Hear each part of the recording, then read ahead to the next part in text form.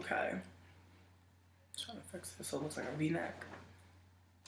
Okay, it doesn't look like a V-neck. We're giving different looks. We're giving different. I'm giving like college dorm realness. I'm giving like I'm going to a party in the quad later, and it's gonna be super awesome. But I'm also giving you that blonde lady in Gossip Girl who was black.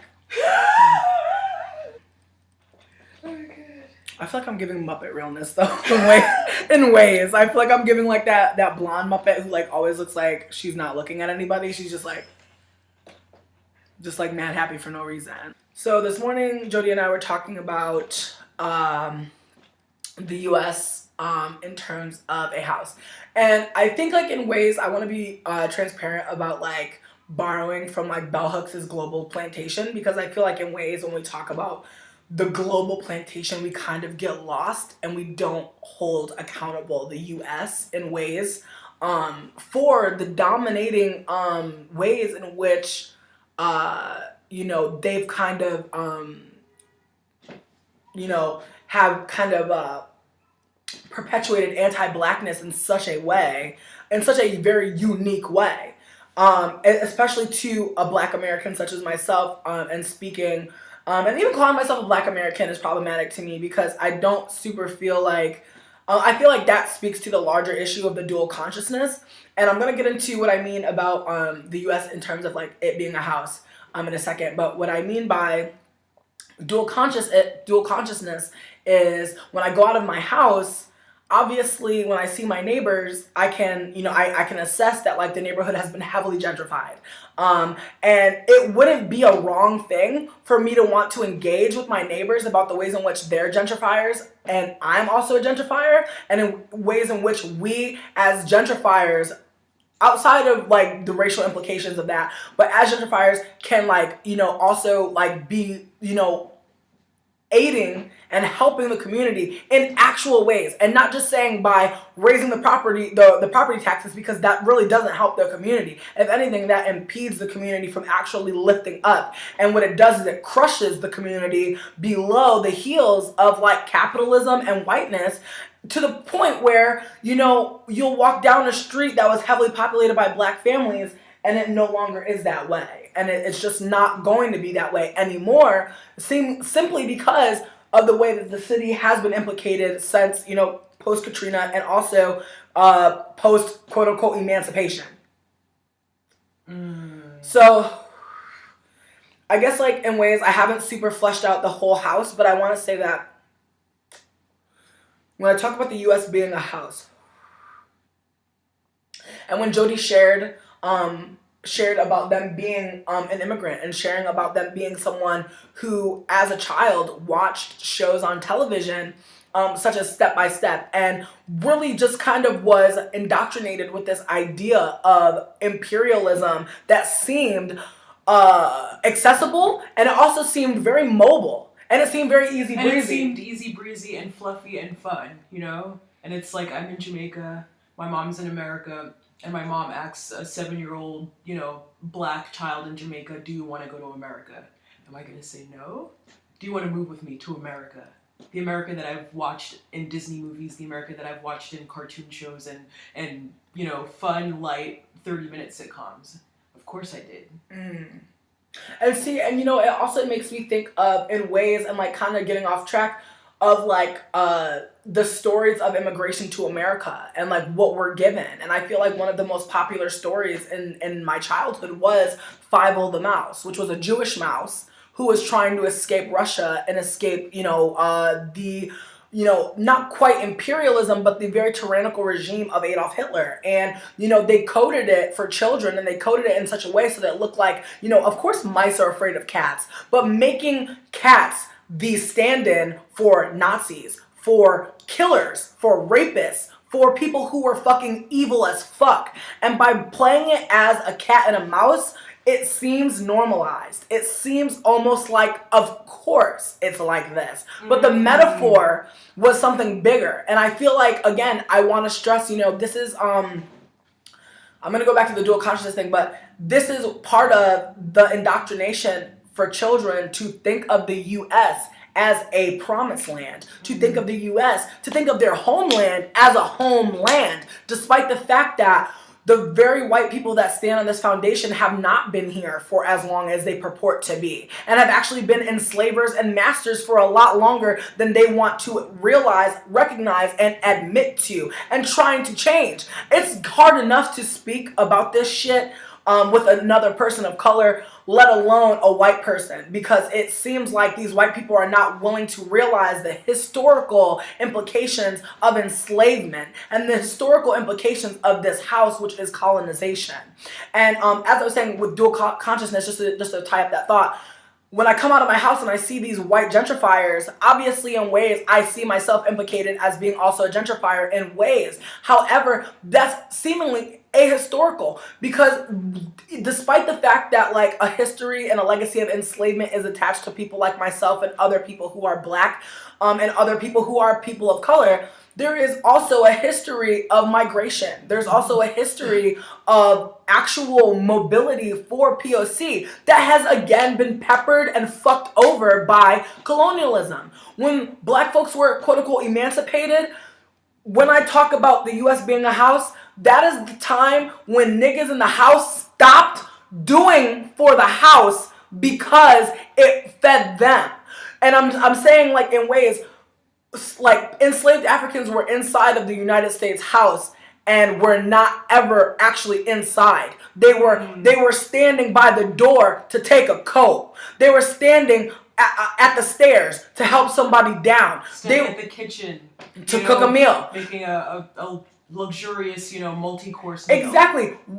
And to be real with you, the house that I talk about sits on the backs and the bones of indigenous folks. So already this house has already been implicated as a horrible, terrible, fucked up place to be. There's no changing that history.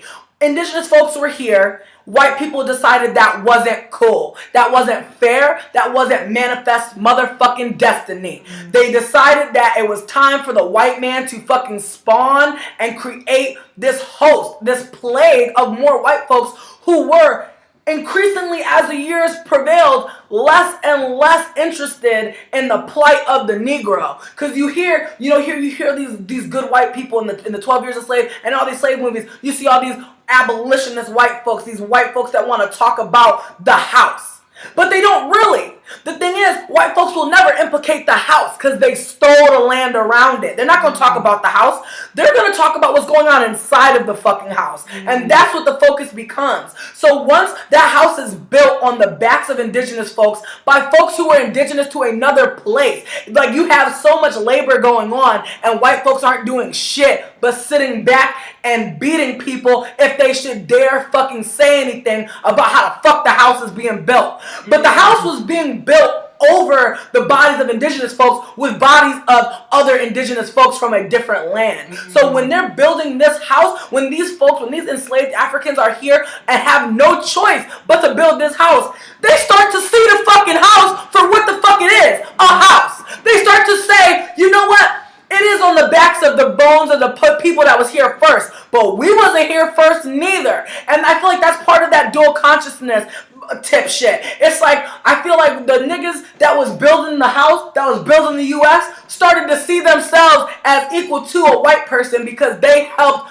build the shit that the white person is staying inside of. And it's something that also ties into another thing I said. I said to a black man, I said, if you get arrested and there's a bunch of white people with you and nobody else gets arrested but you, and I said, would you talk about that with white people? And they said, yeah, because we shared that experience. But the thing is, what experience did that person share with you? The fear of being stopped by the police. But the trauma and the pain continued on in you. The trauma and the pain perpetuates with you because you know you're being singled out. You know that your body is a signifier for someone to want to stop and impede. So, with that said, as black folks, as indigenous folks, because not all the indigenous folks were being built on top of. Some of them were also helping build the house. But as that was happening, they're forgetting that their brothers, that their sisters, that their family, that their siblings, not to be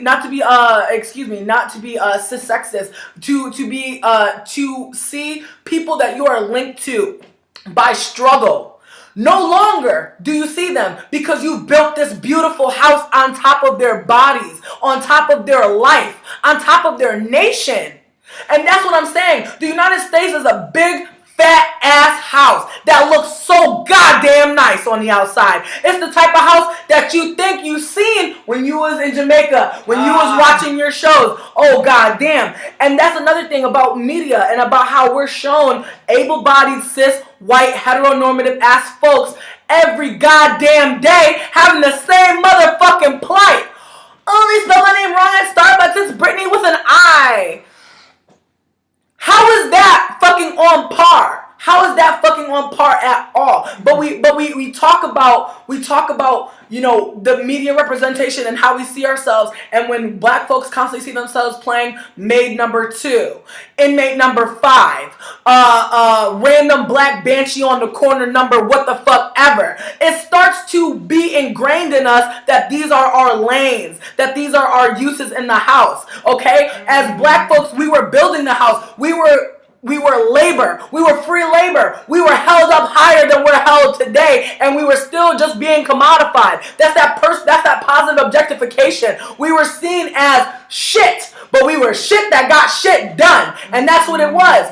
Black folks were most valued during slavery because we were not people, because we were pieces of the house, because we were furniture, because we were cooks and maids and fucking soothers, jesters, we were apothecaries, we were so many different things. The history of blackness does not at all start when this house was built, nor did it start when we came to this motherfucker in chains. The history of blackness is so much bigger than that. However, once they had us building the house, we felt like we was a part of some real shit. And I feel like that's also implicated by capitalism. Once we realized people are paying money for us, we are worth, that was our worth. It's how much our master might have paid for us, how much we were worth to our master, how much work we were having to do. You know what I mean? So it's like, once we establish that we are currency, once as enslaved folks, we exhibit or examine the ways in which our ancestors were used as furniture, were used as the couch, the bed, the maid, and the chef. When we examine those things, we cannot be ahistorical about anything else. And I feel like that's what is impeding things, is people want to talk about things out of context with history. Can we get into hurt white feelings and how to decenter white feelings, how to decenter white opinions, how to decenter white values, how to decenter white history? Because I think when you're talking about the ways in which people just look at shit just ahistorical, you know, like you know, black people shooting black people, you know, black parents abusing black children, black parents neglecting black children, all of this hurt and trauma that people love to examine, because you're either looking at noble, virtuous white people, and maybe their troubles with their boss, or their little fun lives, their fun families with maybe a hiccup here or there, and that's what sitcoms are based on, you know, white life, white society with some quirky, silly things popping off, and that's like the arch of the story.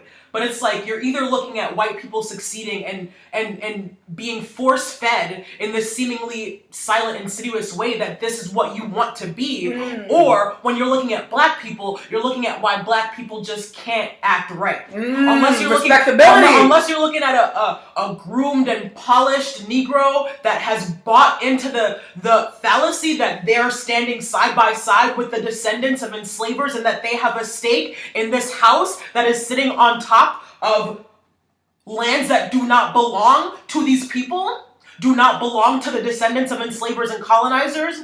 Once you check out of that primed and polished, squeaky clean Negro who's trying to be a mammy, who's trying to be a fixer, and not to shame black people who buy into that, because that's trauma if you still believe that you have any stakes, you are entangled with white people in any fruits or benefits of this society.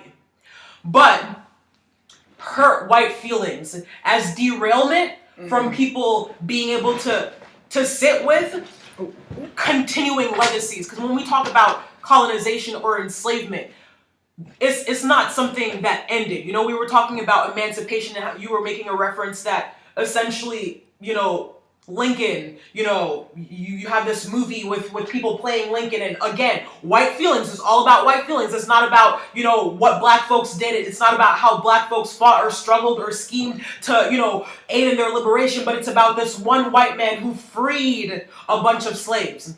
And you were saying essentially that was strategy.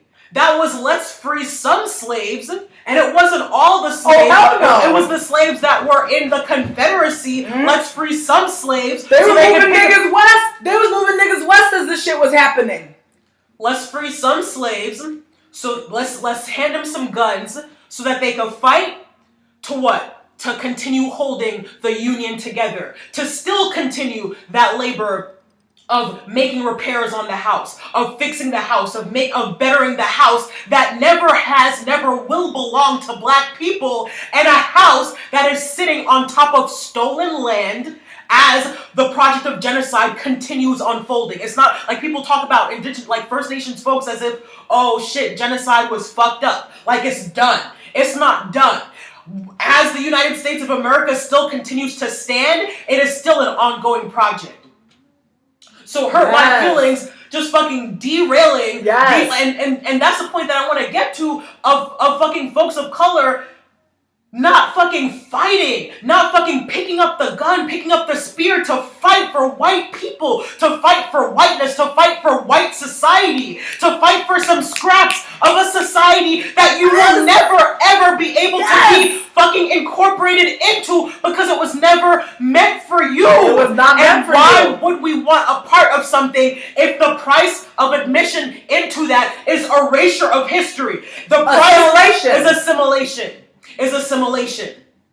What labor should you or I or any person continue to perform to continue fixing and upholding this wretched house when we're already back old? I was already old from when I came out the womb. My mama was old. Her mama was old. Y'all owe me. What you want me to do? Why you want me to continue working for something that's never gonna be mine when y'all still owe me, but you wanna act like you're cutting me a deal by saying, oh, hey, Jody, hey, Tatiana, hey, this person, hey, that person, come, get your degree, buy your house, fight in the military, join in, opt into all of these different facets of white civil society, and you will get some scraps. You will get some leftovers.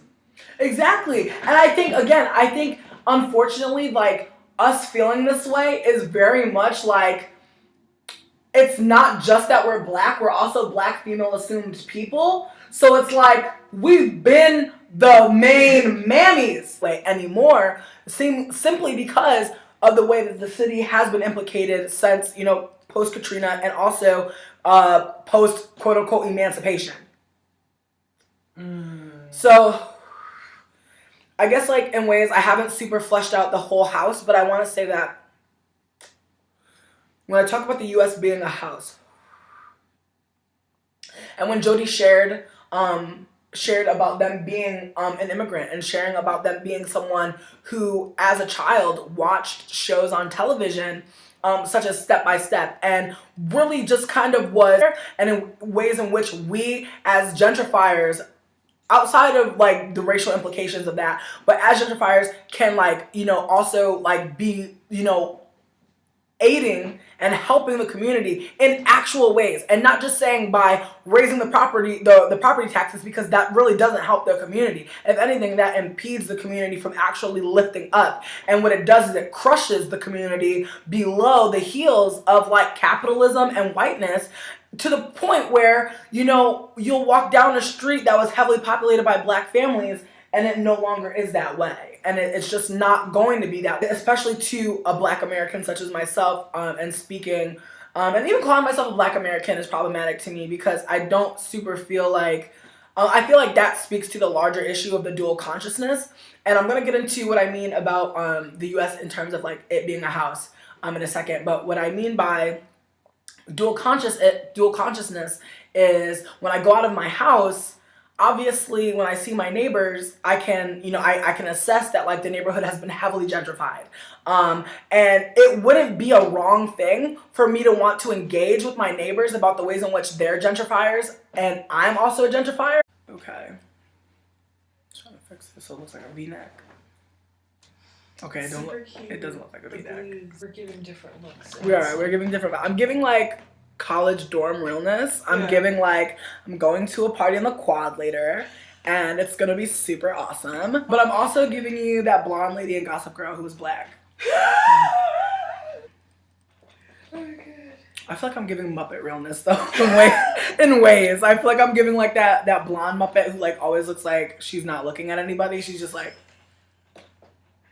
mad happy for no reason. So this morning, Jody and I were talking about the U.S.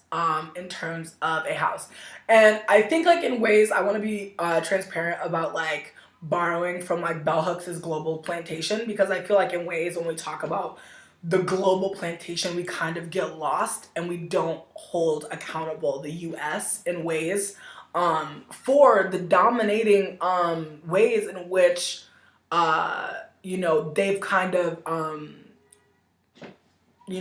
have kind of perpetuated anti-blackness in such a way, in such a very unique way.